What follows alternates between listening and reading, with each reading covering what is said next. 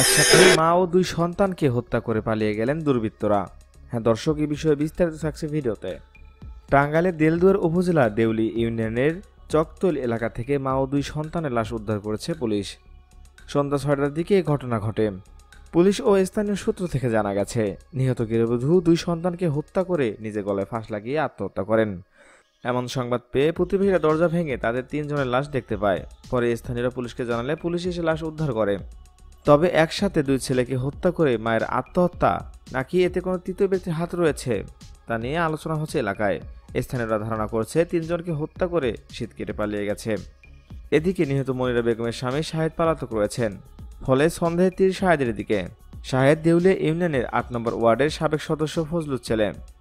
দেলদুয়ার থানার ভারপ্রাপ্ত কর্মকর্তা নাসির উদ্দিন মির্জা জানান, আমি ঘটনাস্থলে গিয়ে লাশ উদ্ধার করেছি। শাহেদ পলাতক রয়েছে। শাহেদকে খুঁজে পেলে এবং লাশ ৩টি ময়নাতদন্তের পর প্রকৃত ঘটনা জানা যাবে। এখন পর্যন্ত মামলা হয়নি, মামলা প্রক্রিয়াধীন রয়েছে।